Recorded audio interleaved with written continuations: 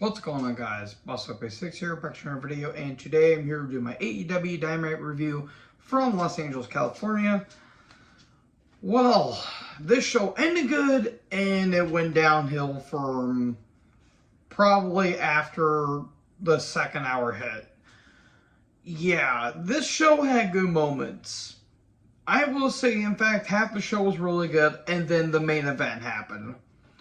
I'll talk about that here in a little bit, but what did you guys think about the show? Let me know in the comment section below. And also, Blue Light. I know I look like a Smurf. I can't help it sometimes. So we start off with, right into the action with Wild Thing. You make Los Angeles sing against the Adam Page, the Horseman himself, Hangman Adam Page. Good match. This was a damn good match. This was hard hitting. These guys did it seriously. They played it up where, like, oh, it was Adam Page in the right head after, getting concussed. Moxley was being more vicious and more heelish in a way. We get a Death Rider with a kick out. We get a pile driver, but a 1 count. Moxley's like, what the hell is going on? Moxley keeps getting out of the... what the hell was that called? That revert... Oh, what the hell was that move called again? Where, it's like, the Deadeye, that's what it's called. I don't know why I keep forgetting to, I forgot what the name was for some reason. We get lots of reversals and counters, and eventually Buckshot Lariat and Adam Page wins. And they kind of did like, oh, Moxley may have gotten concussed as well, so... I guess it's a way to write Moxley up so that way he can finally get a vacation because he hasn't really had one in a while, folks. So he most definitely deserves it after carrying AEW for a while. Tony Schiavone's in the ring, and let me introduce to you my guest at this time. And everyone thinks it's MJF because MJF's going to be doing an interview tonight. But no, it's Adam Cole, baby. And Adam Cole's back. You know what? After all the stuff that he went through last year, I'm glad he's doing okay. He says, let me tell you a story. He talks about his injuries, where his shoulder was torn to bits, and he had head injuries, that concussion he suffered at Forbidden Door. And he says, I couldn't drive for more than 15 minutes without passing out, and he wanted to wake up to Britt Baker, and not Britt realizing, oh my God, are you okay? I wanted to live my life without knowing that I'm going to be in a hospital. This was really good stuff. This was really, really, really good stuff. I will recommend you guys to go out of your way to check out this. This is really good stuff by Cole. Because Cole always puts on passionate promos when he's not with the Elite. And he thanks everyone for being there for me. And he says, unfortunately, I have bad news, but not for me, but for the entire AEW locker room. Adam Cole is back. And it's a new Adam Cole. And there you go. That's about it. So... good stuff, really good stuff. We're off to a pretty damn good start here. And then the Acclaimed are backstage, and the Acclaimed are they're such a delight, and they talk about, they're going on a Hollywood Hall of Fame, and they're walking a Hollywood Hall of Fame, like, Alec Baldwin, and, Donald Trump, and, all these others, and all that stuff. This was great stuff. This was hilarious, as usual. How is Billy Gunn more so over he was here than where he was in the Attitude Era? And he's in his 60s. I do not know how that's possible. And we live in a society where Scissor Me Daddy Ass is the most over thing in wrestling. I do not get it. So, anyways, Big Bill, a.k.a. W. Morrissey, and Lee Moriarty with Stokely Hathaway took on Dynamite, Jack Perry, and Hook. I apologize. I am tired. They're called Jungle Hook. Not the most creative. A little more creativity could have been put in there, but... I did say, oh no, a child has jumped over the rail and made their way to ringside. Oh wait, that's just Stokely. There was a cool moment where Hook hits an exploder on Morrissey. That was some pretty damn good stuff. And then the snare trap, and there you go. Jungle Boy wins first team. It was fine, just kind of a random tag match. Or not random, it was just kind of a alright tag match at best. And then we get one of the most pointless segments I've ever seen in a wrestling company. We get Danhausen and Orange Cassidy backstage, and some guy named Walter Hauser shows up. Who? Nothing against the guy. I have no idea who he is. And he has like a Golden Globe Awards trophy, and they're wondering what's inside the case. What's in the box? Well, we'll find out on Rampage. And then, are you and Trent still cool? And then Chuck and Trent show up. Yeah, we're still cool. I legit have no idea who this was for, and therefore it's pointless. What wasn't pointless was Takesha comes down. Konosuke Takesha. I always mispronounce his first name. I sincerely apologize. I just call him Takeshita. And before he has his match with Danielson, MJF comes down. And folks, let me tell you right now, I feel like MJF's promos get better and better and better and better and better and better and better every time he cuts a promo. This was good stuff. This was damn good stuff. MJF just being a dick about everything. It was hilarious. He calls Takesha Takeshita, which was hilarious. And then we get a Kim Jong, I think that's how you say his name. Again, I am so sorry. From the Hangover movies. He's like, hey, look, everyone's Kim Jong, and he's from the Hangover movies, and he talks about like some show that got canceled on Fox or NBC or something like that. I didn't catch the name because I couldn't hear. And then he says, and Freddie Prinze Jr. is in the crowd, and I thought he was going to bring up like a wrestling promotion that Freddie Prinze Jr. was going to start up, but he didn't get to that, unfortunately. That was kind of a missed opportunity there, but he says, the only thing you're famous for is being known for talking to a CGI dog, because Freddie Prinze Jr. played Shaggy in the... Oh, wait, no. Did he play Shaggy? He played Shaggy or he played Fred? I think he played Shaggy, actually, in the Scooby-Doo movies that came out in, like, 2002 or 2004. God, those movies were weird and random as hell. And he says, you'll be nothing more than a Scooby-Dooby douchebag. MJF is a gold mine. This was great stuff here. I was howling with laughter. This was hilarious. And then Bryan comes out and MJF runs away. And then we get Bryan versus Takesha. I said on Twitter, please make this a best of 5 series, please. This was great stuff, folks. This is honestly a match of the year contender. And we're only 11 days into the year. Yeah, think about that. This was great stuff.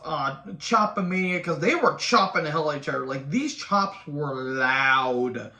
My God. Like, they were, like, both kind of, like, bleeding a little bit, which was vicious as hell. There was a cool lariat off the top by Takesha. We get a labella, Couture rings a saddle, but a rope break. I'm not going to go through every single move, because if I did, this review will be strung out as long as it should be. We get a running knee, but a kick out.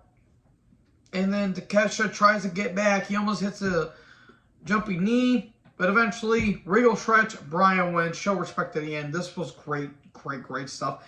We're going to get Bryan versus Bandino next week. Yes, please. Yes, please. For all of those. All of that more. This is great stuff. Really, really, really damn good stuff here. Then we get Juice Robinson backstage. And he says, you know, I'm here to kick ass, take names, and win championships. And he says, hey, Darby, you doing anything on Friday? How about we have a TNT title match on Rampage? Okay, sign me up for that, even though I'm not going to be watching it because Rampage is pointless. Then we get Tony Storm. My God almighty, I will say, Juice Robinson, you are a lucky bastard. And unfortunately, good old Slinky Neck herself, Saraya, took on Dr. Burt Baker, DMD, and Jamie Hayter, sweet Christ almighty. With Rebel, it was fine. A fine tag match. Everyone basically had to carry Saraya because I'm sorry, Saraya is not really good anymore. Sheeta, God, Jesus, Sheeta. Everyone was looking great tonight. Apart from Saraya, because Saraya likes to defend people that should not be defended. At one point,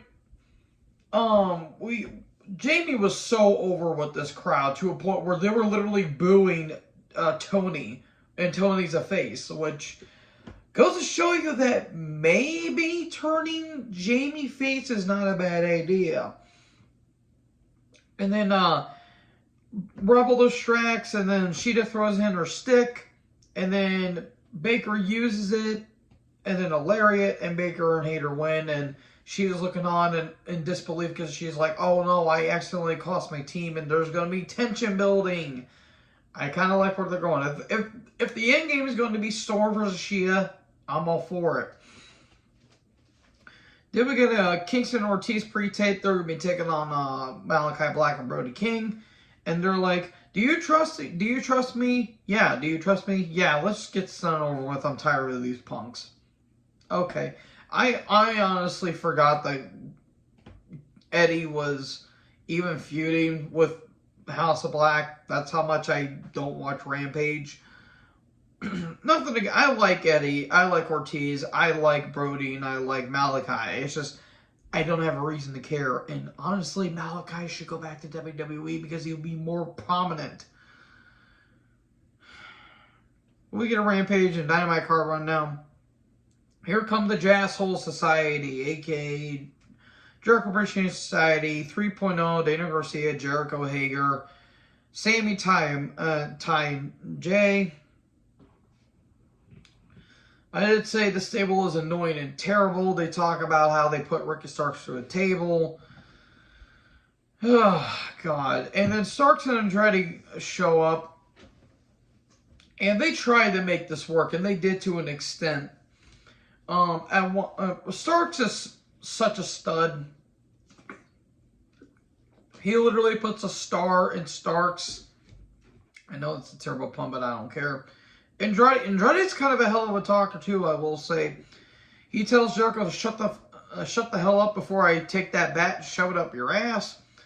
And Garcia says, don't talk to him like that. He's a legend. You should appreciate him. And Andretti says, I don't think babysitter Sammy told you to talk.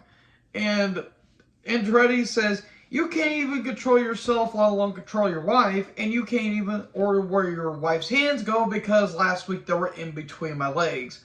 That was good stuff. Who let Hager talk? Genuine question. Who let Hager talk?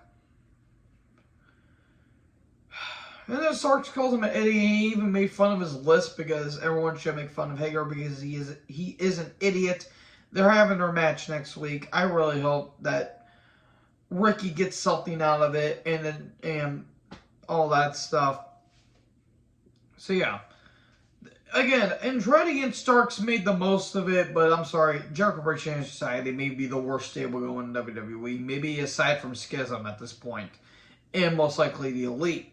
Speaking of the Elite and Death Triangle took on each other in an Escalera del Muerte match, aka a ladder match for Trios titles. All you need to know is tables were broken, bodies were broken, no chemistry, no selling, and no one cared except for everyone in the audience.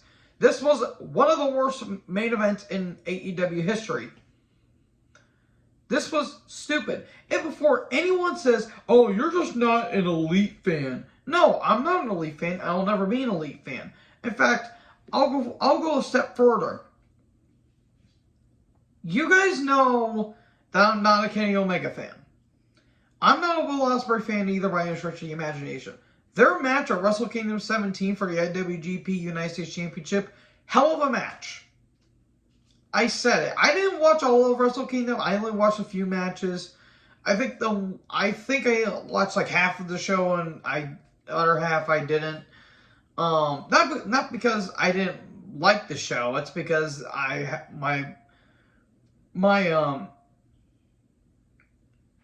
was doing other things at the time, like what the hell is the word? I can't even think straight at this point because I'm tired. But anyways, Omega and Ospreay was a hell of a match. I argue say it was the best match that happened at that show. With that being said, this was terrible because there was no chemistry, no selling, and I did not give less than a damn. The Elite won, and no one cared. Well, if you guys cared, if you guys like this, more power to you. Even Alex Abrahantes, I had to do it every time because it's fun. And Steve Cutler got involved, or not Steve Cutler, Brandon Cutler got involved because we had to have more nonsense in this match. There was at one point, there was only like one cool thing I liked, that was the one-wing name draw off a ladder. And that's about it. Everything else was a complete garbage. Complete garbage. So yeah, that was one of the worst main events in Dynamite history. Yeah, one of the best matches in Dynamite history, and one of the worst. So I guess I balanced out in between. So overall, first half was good. Second half was kind of dreadful. Anyways, thank you guys so much for watching this video. Make sure you guys like, comment, subscribe, tap the little bell for more notifications. Join the herd. I'll talk to you in the next video. Peace out.